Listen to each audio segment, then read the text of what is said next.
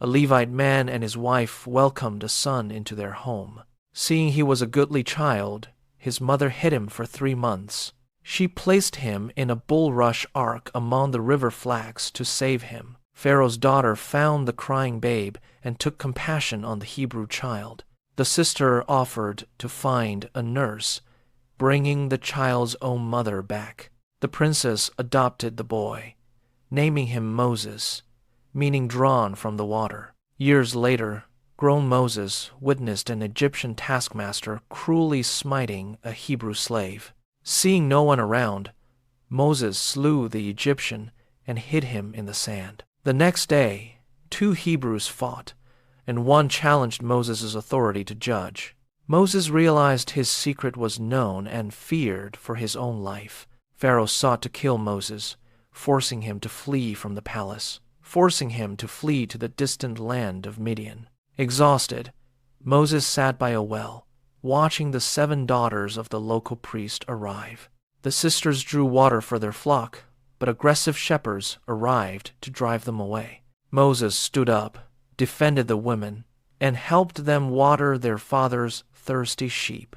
The sisters returned home early, telling their father Reuel how an Egyptian had saved them. Reuel asked why they left the man, urging them to invite him for a meal. Moses accepted the hospitality and chose to dwell with Reuel, eventually marrying his daughter Zipporah. Zipporah bore a son named Gershom, as Moses felt like a stranger in a strange land. In Egypt, the king died, but the Israelites continued to suffer under harsh, cruel bondage. The people cried out in their misery, and their desperate pleas reached up to God. God heard their groaning and remembered the ancient covenant made with Abraham, Isaac, and Jacob. God looked upon the suffering children of Israel and had compassion on his chosen people. Moses tended Jethro's flock in the desert, leading them toward the mountain of God, Horeb. Suddenly, an angel appeared in a flame of fire from the midst of a bush. The bush burned with fire, yet it was not consumed by the flames. Moses turned aside to witness this great sight, wondering why the bush remained intact. God called to him from the bush, saying, "Moses, Moses," and he replied, "Here am I." God commanded him to remove his shoes, for the ground where he stood was holy. He revealed himself as the God of Abraham, Isaac, and Jacob, and Moses hid his face. God said, "I have seen the affliction of my people in Egypt and heard their cry. I have come to deliver them to a land flowing with milk and honey," God declared. God told Moses, "I will send you to Pharaoh to bring my people out of Egypt." Moses asked, "Who am I that I should go to Pharaoh and lead them out?" God promised, "I will be with you, and you shall serve me upon this mountain." Moses asked God, "If the Israelites ask your name, what shall I tell them?" God replied, "I am that I am. Tell them I am has sent you." He added, "The God of Abraham, Isaac, and Jacob has sent me to you. This is my name forever, a memorial for all generations," God declared to Moses. "Gather the elders and tell them, I have seen your affliction in Egypt. I will bring you to a land flowing with milk and honey," God promised. "The elders will listen. Then you and they shall approach the king of Egypt. Ask him to let you go 3 days into the wilderness to sacrifice. I know the king will refuse, so I will smite Egypt with my wonders.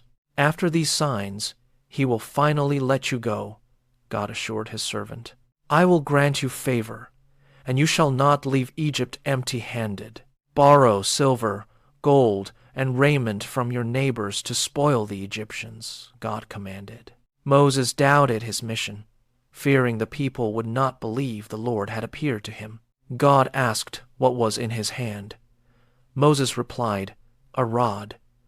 God said, "Cast it down." The rod became a serpent, and Moses fled.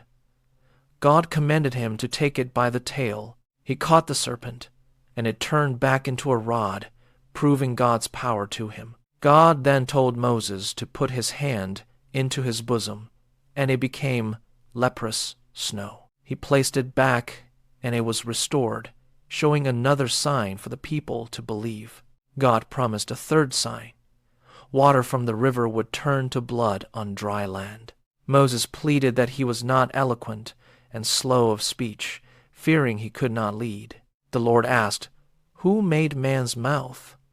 He promised to be with Moses and teach him. God grew angry, but offered Aaron, his brother, to be his spokesman to the people. Aaron would speak for Moses, while Moses would guide him, acting as a divine messenger. With the rod in his hand, Moses prepared to go forth, empowered by the Lord's word.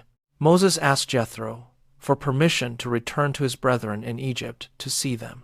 Jethro blessed him to go in peace, and the Lord confirmed it was safe now. Moses took his wife and sons, carrying the rod of God, and headed toward Egypt. The Lord told Moses to perform wonders before Pharaoh, though Pharaoh's heart would be hardened. Moses was commanded to tell Pharaoh that Israel is God's firstborn son, demanding their release. If Pharaoh refused, God warned he would slay Pharaoh's own firstborn son in judgment. On the journey, the Lord met Moses at an inn, seeking to take his life. Zipporah performed the circumcision on their son, saving Moses and calling him a bloody husband. The Lord sent Aaron into the wilderness, where he met Moses at the Mount of God. Moses shared all the words and signs the Lord had commanded him with his brother. Together, they gathered the elders of Israel, and Aaron spoke the words and performed signs. The people believed, knowing the Lord had seen their affliction, and they bowed and worshipped. Moses and Aaron entered Pharaoh's palace to demand freedom for the Israelites. They told Pharaoh that the Lord God of Israel commanded him to let them go. Pharaoh scoffed, asking who the Lord was, and refused to obey his voice. The brothers pleaded for a 3-day journey into the desert to sacrifice to God. Pharaoh grew angry, accusing them of distracting the people from their heavy burdens. He commanded his taskmasters to stop providing straw for the Israelites' brick-making. The people were forced to gather their own stubble while maintaining the same quota. Pharaoh declared the people idle and ordered that even more work be laid upon them. Taskmasters delivered the harsh decree, forcing the people to scatter across Egypt for straw. The laborers struggled to find materials, yet their daily brick quotas remained unchanged. Israelite officers were beaten by Pharaoh's taskmasters for failing to meet their daily brick quotas. The officers cried to Pharaoh, explaining that no straw was provided for their work. They pleaded that the fault lay with the taskmasters, yet they were still punished. Pharaoh mocked them, calling them idle and demanding they sacrifice to their Lord instead. He ordered them back to work, insisting they produce the same number of bricks. The officers realized their situation was dire, as their daily tasks remained unchanged. Leaving Pharaoh, they encountered Moses and Aaron waiting in their path. The officers blamed Moses, saying, "May the Lord judge you for our suffering." They claimed Moses made them abhorred by Pharaoh, giving him cause to slay them. Distressed, Moses returned to the Lord to ask why he had brought such evil. He questioned why God had sent him, since Pharaoh's cruelty toward the people increased. Moses lamented that despite his efforts, the Lord had not yet delivered his people. The Lord spoke to Moses, promising to deliver Israel from the heavy burdens of Egyptian bondage. God reminded Moses of the covenant made with Abraham, Isaac, and Jacob regarding the promised land. He heard the groaning of the Israelites and vowed to redeem them with a stretched arm. God declared he would take them as his people and be their God, bringing them freedom. He promised to lead them into the land of Canaan, fulfilling the oath to their fathers. Moses relayed these divine promises to the children of Israel, seeking to give them hope. However, the people did not listen to Moses because of their deep anguish and cruel labor. The Lord then commanded Moses to go before Pharaoh and demand the release of his people. Moses hesitated, questioning how Pharaoh would listen if his own people would not hear him. He expressed his fear, citing his uncircumcised lips as a barrier to speaking with authority. The Lord spoke to Moses and Aaron, giving them a divine charge to lead Israel out. Strengthened by the Lord, they prepared to face Pharaoh and bring the Israelites to freedom. The sons of Reuben and Simeon established the early families of Israel in their generations. The sons of Levi, Gershon, Kohath, and Merari carried the legacy of their father forward. Levi lived 137 years, leaving a foundation for the generations to follow him. Amram married Jochebed, and from their union were born the leaders Aaron and Moses. Aaron took Elisheba as his wife, and she bore him Nadab, Abihu, Eleazar, and Ithamar. Eleazar later took a wife, and she bore him Phinehas, continuing the priestly line forward. These men were the heads of the fathers of the Levites according to their families. It was this Aaron and Moses whom the Lord commanded to lead Israel from Egypt. They were the ones who spoke to Pharaoh, demanding the release of the Lord's people. The Lord spoke to Moses in Egypt, commanding him to deliver every word to Pharaoh. Moses hesitated before the Lord, feeling unworthy and burdened by his own uncircumcised lips. He wondered how Pharaoh would ever listen to him, yet the divine mission remained firm. The Lord spoke to Moses, appointing him as a leader over Pharaoh with Aaron as his prophet. God commanded them to demand the release of Israel, despite knowing Pharaoh would harden his heart. Through great judgments, the Lord promised to show Egypt that he alone is the true God. Moses and Aaron, aged 80 and 83, obeyed the Lord and went to Pharaoh's palace. God instructed them to perform a miracle if Pharaoh demanded proof of their divine authority. They entered the court, and Aaron cast his rod before Pharaoh, where it became a serpent. Pharaoh remained unimpressed and summoned his wise men and sorcerers to perform their own magic. The Egyptian magicians cast down their rods, and by their enchantments they also became serpents. The court watched in silence as the serpents slithered across the floor before the king. Suddenly, Aaron's rod moved with divine power and swallowed up all the magicians' rods. Despite this clear sign, Pharaoh hardened his heart and refused to listen to their plea. The stage was set for the Lord to reveal his power over the land of Egypt.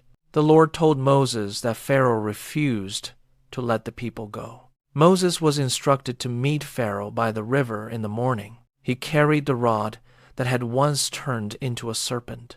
Moses demanded Pharaoh let the people go to serve the Lord. The Lord declared he would turn the river water into blood. The fish would die, and the river would stink for all Egyptians. Moses told Aaron to stretch his rod over all Egyptian waters. Moses and Aaron obeyed, smiting the river before Pharaoh and his servants. Instantly, all the water in the river turned into thick blood. The fish died, and the Egyptians could not drink the foul water. Pharaoh's magicians mimicked the act, and his heart remained hardened. For 7 days, the Egyptians dug for water while the river remained blood. The Lord commanded Moses to go to Pharaoh and demand freedom for his people. Moses warned that if Pharaoh refused, the land would be overrun by countless frogs. The frogs would invade houses, bedchambers, and even the ovens of the Egyptians. Moses told Aaron to stretch his rod over the waters of Egypt. Aaron obeyed, and suddenly frogs swarmed up and covered the entire land. The Egyptian magicians used their enchantments to bring up even more frogs. Desperate, Pharaoh summoned Moses and promised to let the people go. Moses asked when he should pray for the frogs to be removed. Pharaoh replied, "Tomorrow," and Moses agreed to show him the power of God. Moses prayed, and the frogs died, leaving the land filled with piles of them. The land stank as the people gathered the dead frogs into great heaps. But when Pharaoh saw the relief, he hardened his heart and refused them. The Lord commanded Moses to tell Aaron to strike the dust, turning it into lice. Aaron struck the earth, and lice infested every man and beast throughout all of Egypt. The magicians tried to replicate this with enchantments, but they failed to bring forth lice. The magicians told Pharaoh this was the finger of God, but his heart remained hardened. Moses stood before Pharaoh at the water, demanding he let the people go to serve. The Lord warned that if Pharaoh refused, swarms of flies would fill the Egyptian houses.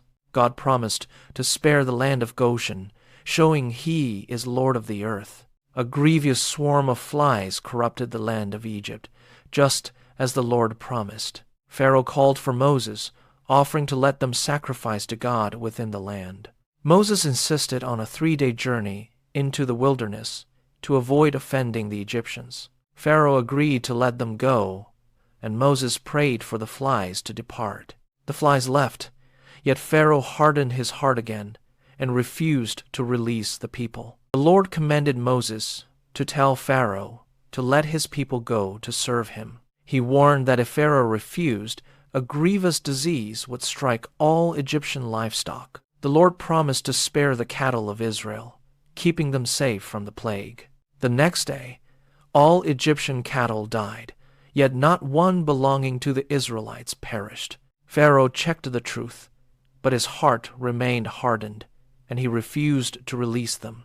Moses then took handfuls of furnace ashes and sprinkled them toward the heavens before Pharaoh. The ashes turned into dust, causing painful boils to break out upon every Egyptian person. Even the magicians could not stand before Moses because the boils afflicted them so severely. Still, the Lord hardened Pharaoh's heart, and he would not listen to Moses or Aaron. The Lord sent Moses to warn Pharaoh again, declaring his power over all the earth. He announced a massive hailstorm, the likes of which Egypt had never seen before. He urged Pharaoh to gather his livestock from the fields to save them from death. Moses warned Pharaoh to let his people go, or a grievous hail would strike Egypt. He urged them to shelter their cattle, for those left in the fields would surely die. Some servants feared the Lord and sought safety, while others ignored the divine warning. Moses stretched his rod toward heaven, and the Lord sent thunder, fire, and heavy hail. The storm was unlike any seen since Egypt became a nation, destroying all in fields. Only in the land of Goshen, where the Israelites lived, was there no hail. Pharaoh summoned Moses, confessing his sin and admitting that the Lord was righteous. He begged for the thunder and hail to cease, promising to let the people go. Moses agreed to pray, though he knew Pharaoh would not yet truly fear the Lord. He left the city and spread his hands, and the storm immediately ceased.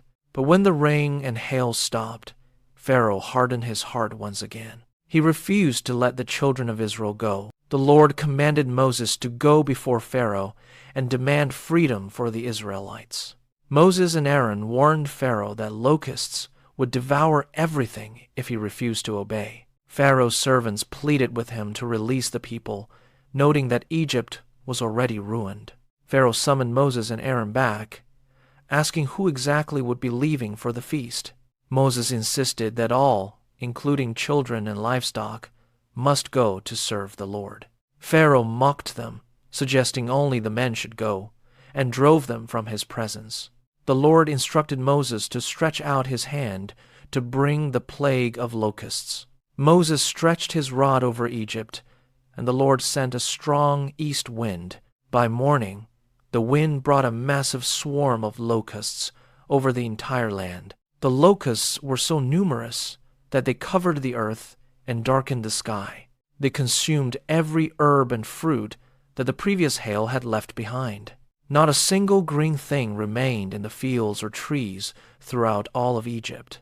Pharaoh summoned Moses and Aaron in haste, admitting his sin against the Lord and them. He begged for forgiveness and pleaded for the Lord to remove the deadly plague of locusts. Moses prayed, and the Lord sent a strong west wind that cast all locusts away. Yet the Lord hardened Pharaoh's heart, and he refused to let the children of Israel go. The Lord commanded Moses to stretch his hand toward heaven, bringing darkness over all Egypt.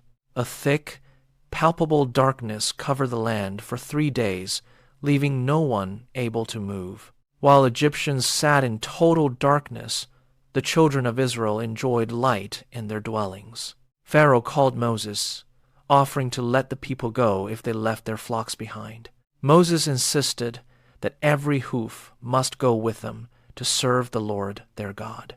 Again, the Lord hardened Pharaoh's heart, and he stubbornly refused to let the people depart. Pharaoh threatened Moses, warning him that he would be killed if he ever returned. Moses replied that he would never see Pharaoh's face again, and he departed from him. The Lord told Moses one final plague would force Pharaoh to release the Israelites. He instructed the people to borrow silver and gold jewels from their Egyptian neighbors. The Lord granted the Israelites favor, and Moses became highly respected throughout all Egypt. Moses declared that at midnight the Lord would strike every firstborn in the land. From Pharaoh's heir to the maidservant's child, all firstborns would perish in the night. A great cry would echo across Egypt, unlike anything heard before or ever again. Yet, among the children of Israel, not even a dog would move its tongue. This distinction proved the Lord's protection over his people amidst the coming judgment. Pharaoh's servants would eventually bow to Moses, begging the people to leave at last. Moses departed from Pharaoh's presence, burning with righteous anger at the king's stubbornness. The Lord warned that Pharaoh would not listen, so that his wonders might multiply. Moses and Aaron performed these signs, but the Lord hardened Pharaoh's heart once more. The Lord spoke to Moses and Aaron in Egypt, declaring this the first month of the year. He commanded the Israelites to select a lamb without blemish for every household to prepare. On the 14th day, the entire assembly was to kill the lamb in the evening. They were instructed to strike the blood on the doorposts of their homes as a sign. The meat was to be roasted with fire and eaten with unleavened bread and bitter herbs. Nothing was to remain until morning. Any leftovers were to be burned in the fire. They were to eat in haste, with loins girded and staffs in hand, for the Passover. The Lord would pass through Egypt that night, smiting the firstborn of man and beast. The blood on the houses would serve as a token, and the plague would pass over. This day was to be a memorial, a feast, kept by the people throughout all generations. For 7 days they were to eat unleavened bread and hold holy convocations in the land. They would observe this ordinance forever, remembering the day the Lord brought them out of Egypt.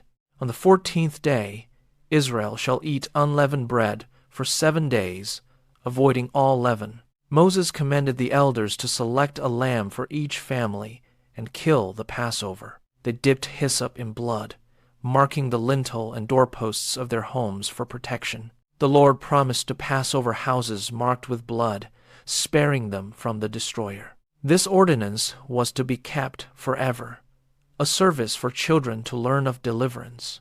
The people bowed and worshipped, then followed every instruction Moses and Aaron had given them. At midnight, the Lord smote all the firstborn in Egypt, from Pharaoh to the captive. A great cry arose throughout Egypt, for there was not a house without one dead. Pharaoh summoned Moses and Aaron by night, commanding them to take their people and leave. The Egyptians urged them to depart in haste, fearing they would all be dead men. Israel took their unleavened dough and belongings, bound upon their shoulders for the long journey. The Lord gave them favor, and they left Egypt with silver, gold, and fine raiment. The Lord granted the Israelites favor, and the Egyptians gave them everything they requested. The Israelites spoiled the Egyptians as they prepared to leave their long home. 600,000 men, plus women and children, journeyed from Ramesses toward Succoth. A mixed multitude joined them, bringing vast flocks and herds of cattle. They baked unleavened cakes, for they were thrust out and could not tarry. The sojourning of the children of Israel in Egypt lasted 430 years. On that very day, all the hosts of the Lord departed from Egypt. This night is to be observed by all generations of Israel unto the Lord. The Lord gave Moses and Aaron the ordinance of the Passover for the people. No stranger or uncircumcised person shall eat thereof, but only those who belong. One law shall apply to the homeborn and the stranger who sojourns among you. The Israelites obeyed, and the Lord brought them out of Egypt by their armies. The Lord spoke to Moses, commanding that all firstborn of man and beast be sanctified. Moses told the people to remember the day they escaped Egypt, the house of bondage. By a strong hand the Lord brought them out, so they must eat no leavened bread. They departed in the month of Abib, a time to be remembered by all generations. When the Lord brings them into the promised land, they shall keep this service annually. For 7 days they must eat unleavened bread, with no leaven seen in their homes. On the 7th day there shall be a feast unto the Lord for his deliverance. Parents must teach their children that this is done because of the Lord's great work. This ordinance shall be a sign upon their hands and a memorial between their eyes. The Lord's law must always be in their mouths, remembering his strength in Egypt. In the promised land they shall set apart every firstborn male unto the Lord. Every firstling of an ass shall be redeemed, and all firstborn children shall be redeemed. When your son asks what this means, tell him of the Lord's mighty hand. He brought us out of Egypt, the house of bondage, with great strength. Pharaoh resisted, so the Lord struck the firstborn of man and beast alike. We sacrifice the firstborn males to the Lord, but we redeem our own children. This serves as a token on your hand and frontlets between your eyes. God led the people not through Philistine lands, fearing they would turn back. Instead, he guided them through the wilderness toward the Red Sea. Moses remembered Joseph and carried his bones out of Egypt, as promised. The people journeyed from Succoth and encamped at the edge of the wilderness. By day, the Lord went before them in a pillar of a cloud. By night, he provided light with a pillar of fire for their path. The pillars never left the people, guiding them faithfully by day and night. The Lord spoke to Moses, commanding the Israelites to encamp by the sea near Pi-hahiroth. God knew Pharaoh would believe the wilderness had trapped them, so he hardened Pharaoh's heart. Pharaoh regretted letting Israel go and prepared his 600 chosen chariots for pursuit. The Egyptian army overtook the Israelites, who were terrified when they saw their enemies approaching. The people cried out to Moses, fearing they would die in the wilderness instead of Egypt. Moses told the people to fear not, stand still, and witness the salvation of the Lord. He promised that the Egyptians they saw today would never be seen by them again. The Lord told Moses to stop crying out and command the people to go forward. Moses was instructed to lift his rod and stretch his hand over the divided sea. The Israelites would walk through the midst of the sea on dry ground. God declared he would harden the hearts of the Egyptians to follow them into the sea. The Egyptians would finally know that he is the Lord through his victory over them. God's angel moved behind Israel, and a pillar of cloud stood between them and the Egyptians. The cloud brought darkness to the Egyptians, but it provided light for the people of Israel. Moses stretched out his hand, and a strong east wind drove the sea back all night. The waters divided, creating a path of dry land for the Israelites to walk through safely. The Israelites crossed the sea, with walls of water standing on their right and their left. Pharaoh's army pursued them, entering the midst of the sea with all their horses and chariots. At morning, the Lord troubled the Egyptians, causing their chariot wheels to break and drag heavily. Terrified, the Egyptians tried to flee, realizing that the Lord was fighting for the Israelites. Moses stretched his hand over the sea again, and the waters returned to their full strength. The sea covered the chariots and horsemen, leaving not one of Pharaoh's army alive. Israel walked on dry land, seeing the great work the Lord had done for them. The people feared the Lord, believing in him and his servant Moses that day.